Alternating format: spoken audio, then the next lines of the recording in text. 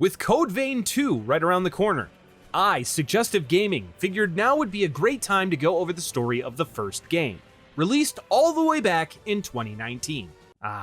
We were still so hopeful back then. While the new game is seemingly a brand new story in a whole new world, Code Vein 2 will still incorporate a lot of the same ideas and concepts of its predecessor, so I think it's worth taking a trip back through its plotline. Now, while some speculate that Code Vein might tie into another Bandai Namco series, God Eater, and there's admittedly some pretty good evidence of that, right now it's purely that, speculation. I'd love to make a separate video covering the entire God Eater franchise in the future though, so if there's interest in that, please leave me a comment. Before we dive into Code Vein's world, I want to take a quick second to talk about something a little more real. When I'm deep in a long-form project like this, capturing footage, writing, recording, editing, it's really easy to let basic routines fall apart. Meals get skipped, food choices get lazy, and suddenly you're running on fumes without even realizing it. That's honestly why I love using Factor. Factor delivers fresh, never frozen, chef-crafted, dietitian-approved meals straight to your door, ready to eat in just 2 minutes. No prep, no cleanup, no mental energy wasted trying to figure out what you're going to eat when you're already exhausted. What I like most, though, is that it makes consistency easy. The meals are built around real ingredients, solid portions, and plenty of protein, most of them with 30 grams or more. So whether I'm trying to stay focused, recover after activity, or just not live on garbage while editing for hours, it actually supports that. And there's a ton of variety. Factor rotates over 100 weekly options, from high-protein meals to calorie-smart and low-carb plans, so it doesn't feel like you're eating the same thing on repeat. I just heat it up, eat, and get back to work. And I've done strict keto dieting in the past, so I know how taxing it is to constantly worry about your macros. Factor takes that stress out of the equation entirely. So if you're trying to build better habits, or just make feeding yourself less of a hassle, head to factor75.com or click the link below and use code SuggestiveFB50 to get 50% off your first Factor box plus free breakfast for 1 year. That's code SuggestiveFB50 at factor75.com to get 50% off plus free breakfast for 1 year. This offer is only valid for new Factor customers with code and qualifying auto-renewing subscription purchase. Huge thanks to Factor for supporting the channel.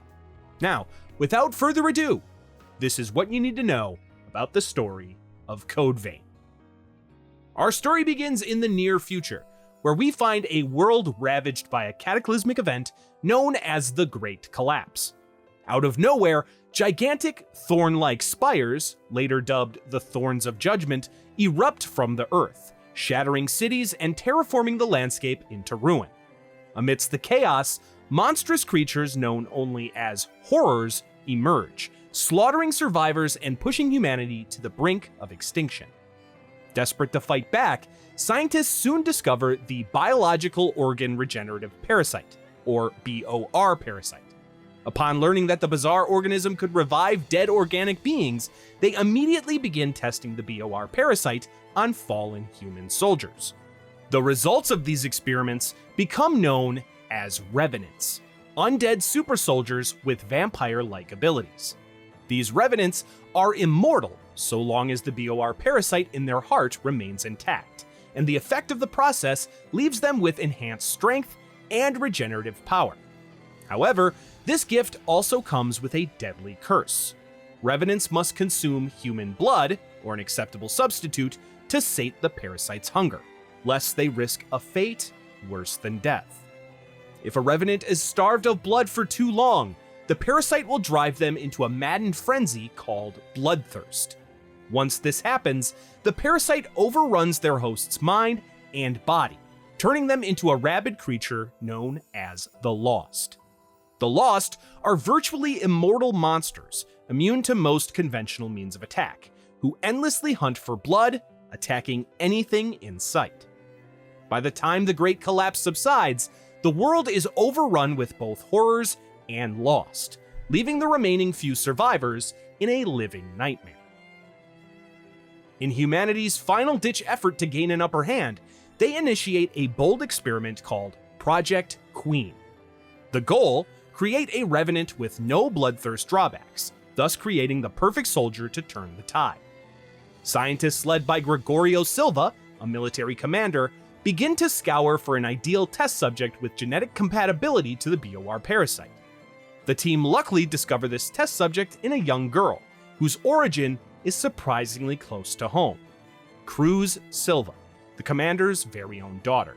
I seem to be coming across this a lot lately. Hoping her sacrifice could save mankind, Cruz volunteers to be experimented on, and she's subjected to horrifying trials, infused with the blood of various creatures in an attempt to push the BOR parasite to its limits.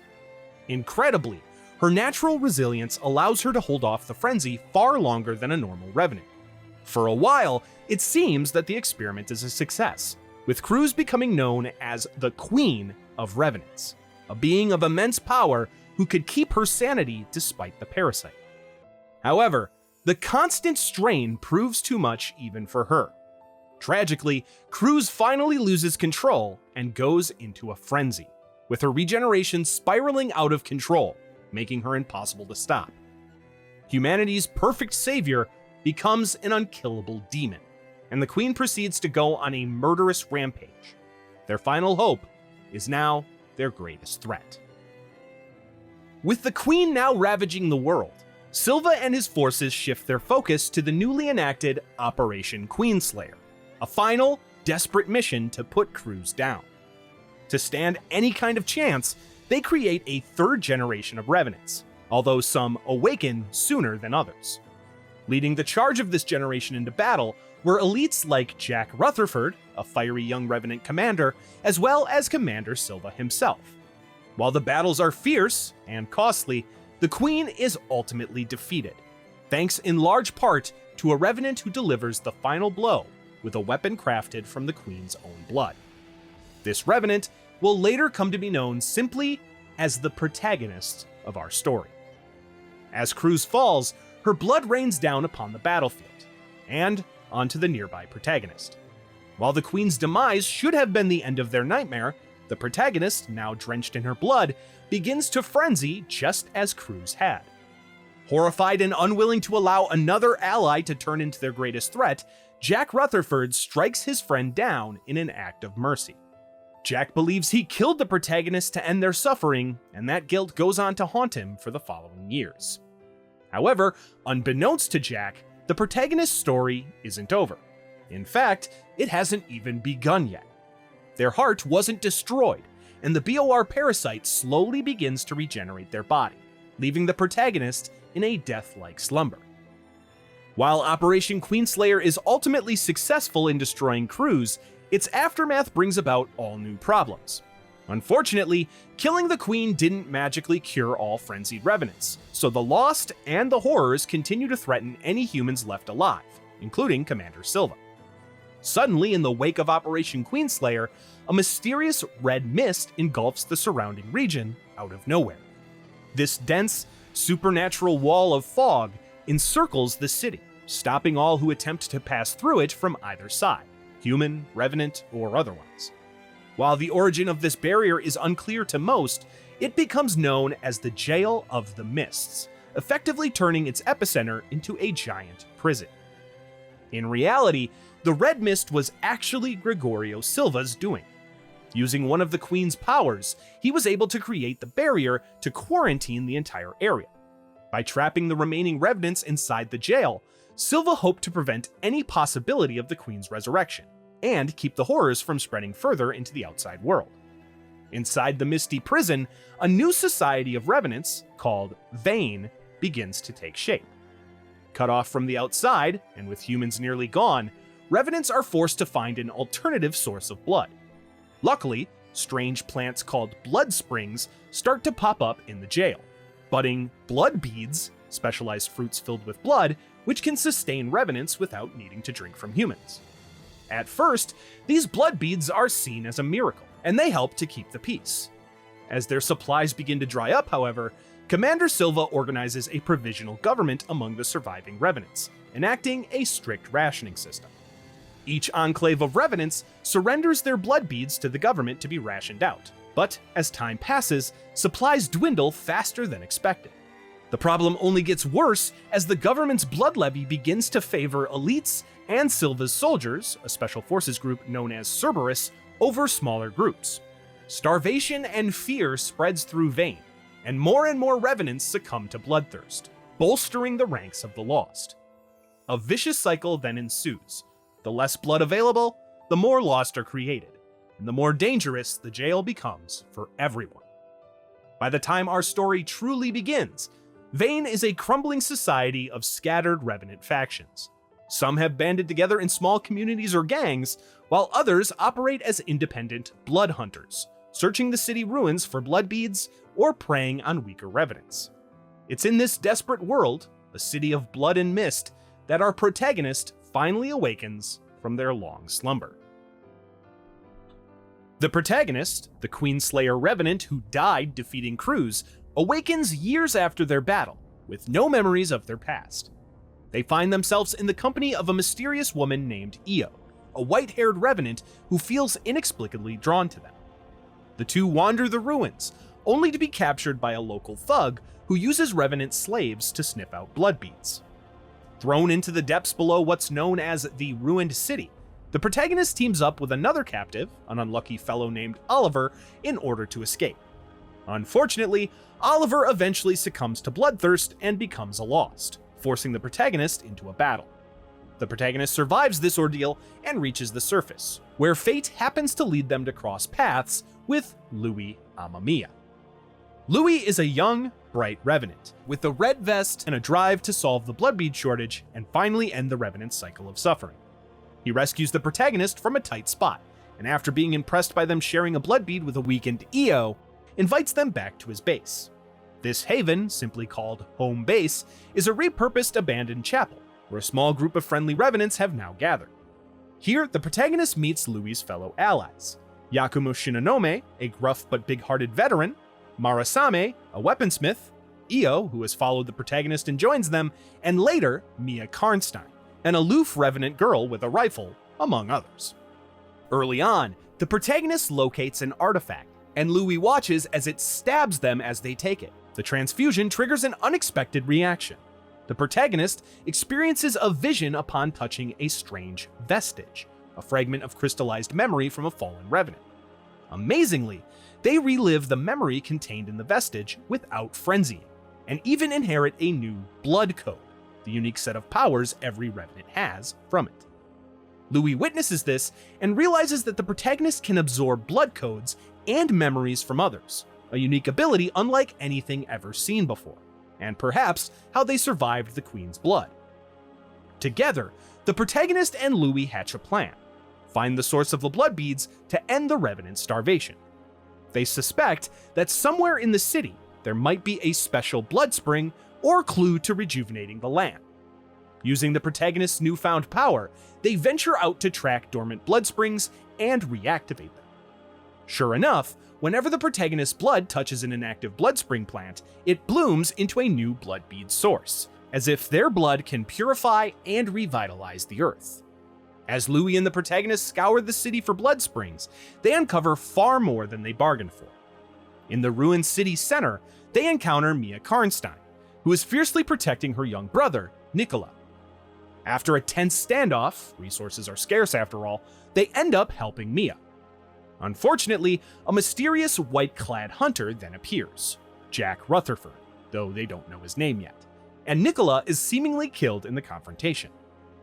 Mia is devastated, believing her brother is lost, and reluctantly joins Louis' group since they share a common goal of finding both blood and answers. As they push further, the protagonist begins to regain shards of their own lost memory, mainly through vestiges found in forgotten corners of Vayne. These flashbacks reveal the truth of Operation Queenslayer. The protagonist sees themselves fighting alongside Jack and Silva against the Queen. They witness the moment they struck crews down, and the moment Jack tried to put them out of their misery afterwards.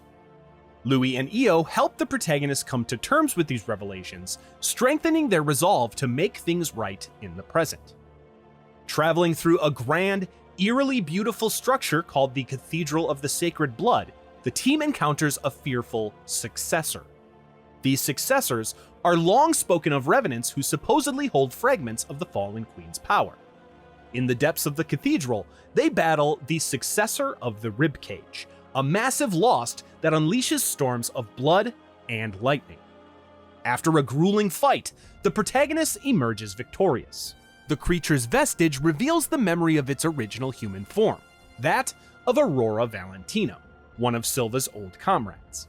Aurora was a volunteer who received the Queen's ribcage relic and sealed herself away to contain its destructive power. Over time, the relic's burden corrupted her, turning into the beast that they just fought. Through interacting with Aurora's vestiges, the protagonist learns the truth about the Successor Project. After Cruz, the Queen, went berserk, Silva knew that she would regenerate forever due to her immortality. The only way to stop the Queen for good was to dismember her body into relics, literal organ-like fragments, heart, lung, ribcage, etc., of her still living body, and embed those relics into compatible Revenant volunteers. Each volunteer became a successor, taking on the terrible responsibility of locking the Queen's power within themselves. They entered isolated stasis chambers, called crypts, scattered around Vane, where they would remain in cold sleep, endlessly meditating in order to suppress the relic's influence. So long as the successors held firm, the Queen would never be able to revive. It was a good plan, but not a perfect one. Over years, or even sooner for some, the burden of holding a relic eroded the successors' minds. When the successors lost themselves to the relic, they frenzied and mutated into a huge lost, and the Queen's fragment within them then stirred, seeking to reunite with all of the others. This is precisely what happened to Aurora, who was the successor of the Ribcage by the time the protagonist's team found her. One more revelation then hits close to home for Louis. His own sister, Karen, is one of the successors. Karen Amamiya had died during Operation Queenslayer and was reborn as a Revenant before she volunteered to help Silva.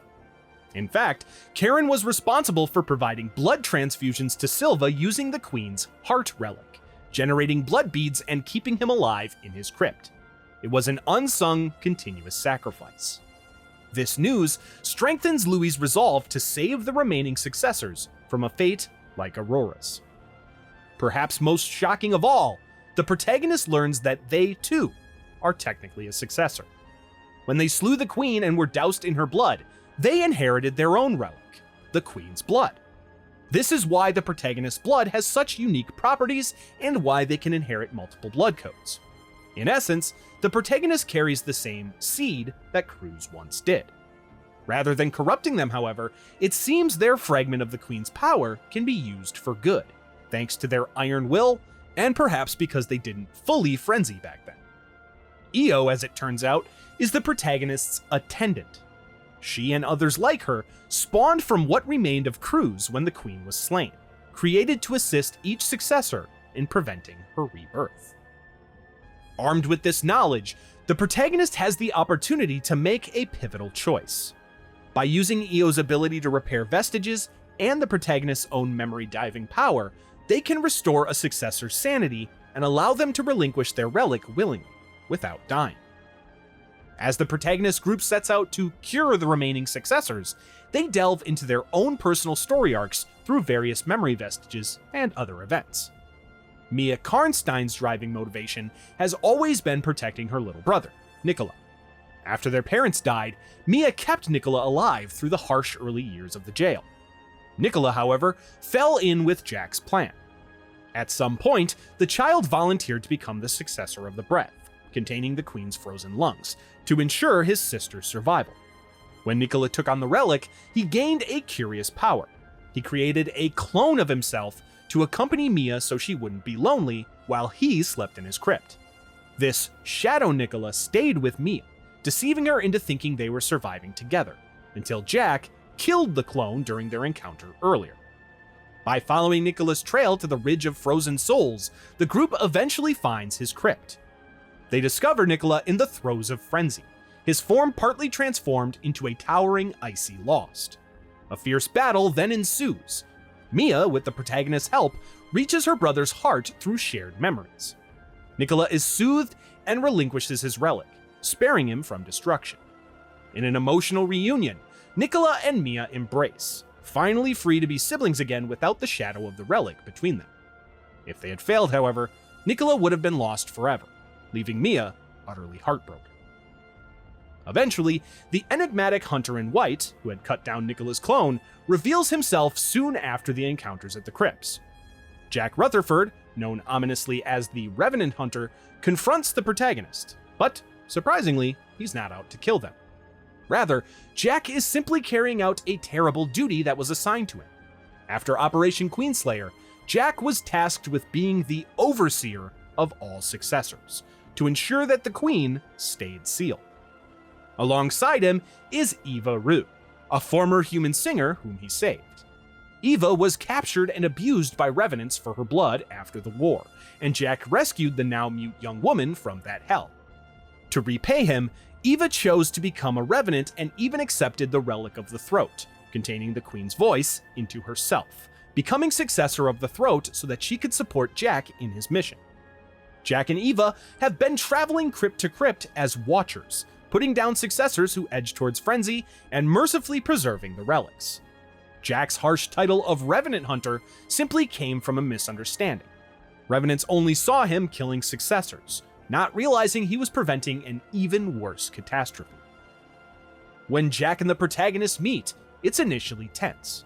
Jack remembers the protagonist from their past and is shocked that they're still alive. He warns the group to stay out of his business with the successors, believing outsiders will only make things worse. This leads to a clash at the Crown of Sand, where Jack, with Eva's support, tests the protagonist's resolve. Ultimately, the fight goes nowhere, as Jack is forced to retreat after Eva begins to lose control of her relic. Yakumo, the tough-as-nails mercenary at home base, was originally part of a tight-knit squad of child soldiers under a cruel scientist, Professor Juzo Mido. One of Yakumo's dearest friends from those days was a warm-hearted girl named Emily Sue. During the Great Collapse, Yakumo's squad fell in battle and many were presumed lost. Unbeknownst to Yakumo until now, Mido had turned Emily into a guinea pig for his experiments. Emily was ultimately chosen to receive a relic, the Queen's Claw, in Mido's place, becoming the Successor of the Claw, agreeing to this dire fate in exchange for Mido sparing her remaining friends. When Yakumo finally encounters the Successor of the Claw in the flaming city of Fallen Flame, he realizes that it's none other than Emily. In a tear-jerking confrontation, they fight to contain her relic. By gathering the vestiges of Emily's past, the protagonist helps Yakumo restore her memories. Emily appears in a memory echo, sharing a final moment with Yakumo, thanking him and entrusting their future to him. In the best outcome, Emily's mind is saved and her relic safely extracted, allowing her to return, though weakened, to Yakumo's side. In the tragic outcome, if they failed to save her in time, Emily shatters, leaving Yakumo grieving yet determined to honor her sacrifice. Eventually, Mido and Jack arrive, mid-battle. Mido reveals that Eva will soon frenzy from the Throat Relic's influence. The group follow Jack to her, and she transforms into a fearsome Lost, the Successor of the Throat in full beast form. The protagonist group then battles Eva's frenzied form. If they have retrieved the vestiges of Eva's memories, pieces that reveal her past love of singing, her bond with Jack, and her determination to ease his burden, they can restore Eva's humanity just as they could have with the other successors.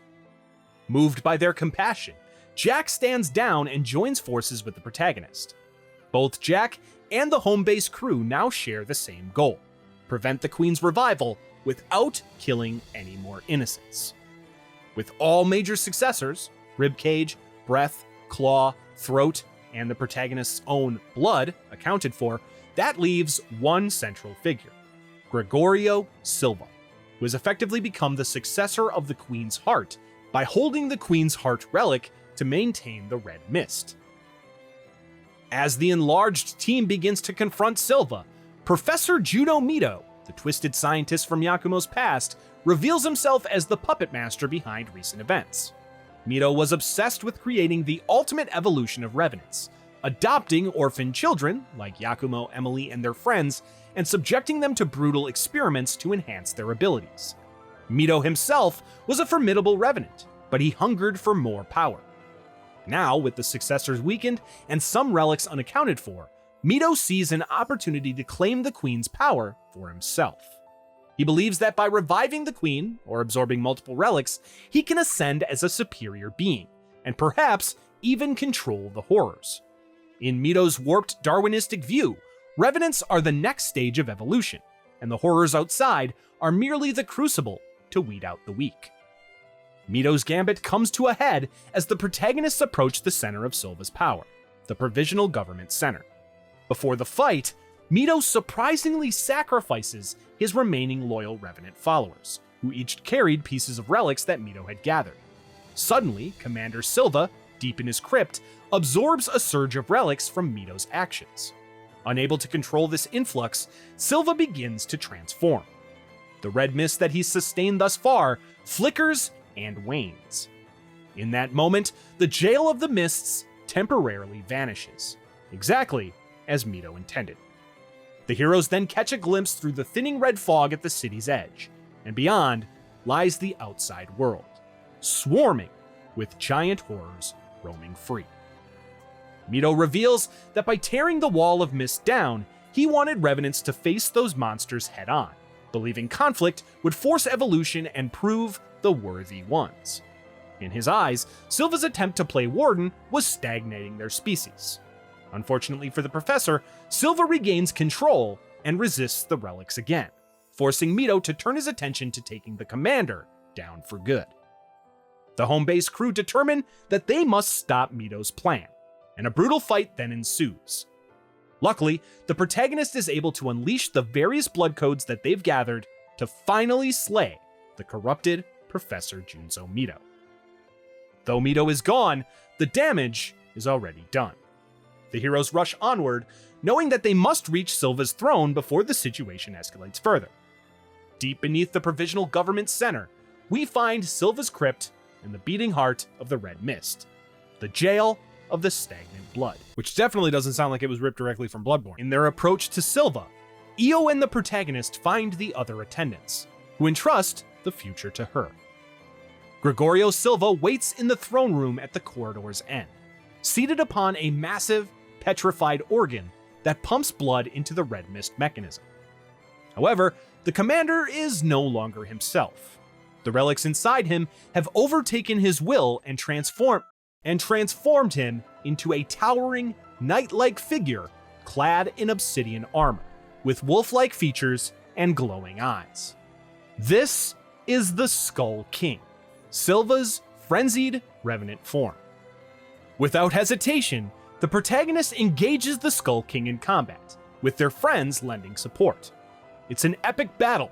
The Skull King wields tremendous strength, teleportation, and the elemental powers of the relics he holds. Yet, drawing on everything they've learned, the protagonist gradually wears Silva down, eventually striking a decisive blow, which shatters Silva's armor and finally brings down the giant. However, the victory is short-lived. As Silva collapses, the Queen's relics begin to react violently. The Queen's heart, blood, ribcage, claw, breath, eye, throat, every piece that had been kept apart now senses an opportunity to reunite. They pour out of Silva's body and combine into a horrifying new form, a colossal, otherworldly abomination that erupts from Silva's remains. This monstrosity, dubbed the Virgin Born, is essentially the Queen resurrected in a twisted, uncontrolled shape. This was the very scenario that everyone feared: the Queen's return. What follows is a desperate last stand battle. The protagonist, likely exhausted, confronts this final boss with everything on the line. In a flurry of blood arts, desperate dodges, and a whole ton of RNG, our hero finally destroys the Virgin Born, tearing apart the Queen's physical form one last time. The creature lets out a dying wail and collapses into ash and light. The threat of the Queen's immediate revival is ended, for now. With Silva's body crumpled and the Queen's relics now masterless, the final question remains: who will bear the burden of the relics going forward? Depending on the choices the protagonist made regarding the fate of the successors throughout their journey, their story ends with a few possibilities, and each has profound implications. In the darkest timeline, the protagonist might have ignored the vestiges and let the successors die rather than restoring them. In this scenario, having defeated the Virgin Born, the protagonist attempts to absorb all of the scattered relics into themselves by sheer force of will. However, even with their extraordinary constitution, the task is too great, and the Queen's collective power starts to overwhelm them. The protagonist then begins to frenzy, just as Cruz did. Louis, realizing his friend is about to turn into the next queen, makes a heartbreaking decision. He strikes down the protagonist mid-transformation, ending their life to save the world. It's a tragic repeat of Jack's attempt years ago. The Red Mist remains intact, but now Louis and the others must take up the mantle as new successors containing the relics, essentially trapping them in the same cycle that claimed their predecessors. While Vayne continues, hope for breaking the curse is lost. If the protagonist managed to save some, but not all, of the successors, we instead get a bittersweet outcome. The protagonist resists frenzy and successfully absorbs Silva's share of the relics, but the strain is devastating. They choose to sit upon the throne in Silva's place, essentially taking up his mantle as the living anchor of the prison. The Red Mist does not fall, it stays to guard the world, now maintained by the protagonist's own life force. Io, ever loyal, refuses to leave the protagonist alone in this fate. She stays by their side in the crypt as their attendant, to help them bear eternity. The friends at home base mourn this outcome, but respect it. Their dear friend now sacrifices their freedom to keep everyone safe. It's a somber ending, the world is stable, blood beads continue and the queen stays sealed, but its hero is essentially entombed forever, gazing out at a world that they saved but can never join. In the best ending, achieved by compassionately saving every successor and restoring Io's memories, the finale takes a much more hopeful turn. As the protagonist moves to absorb the relics, Io intervenes. The gentle companion, who's walked with the protagonist from the very start, then fulfills the purpose that she was born for.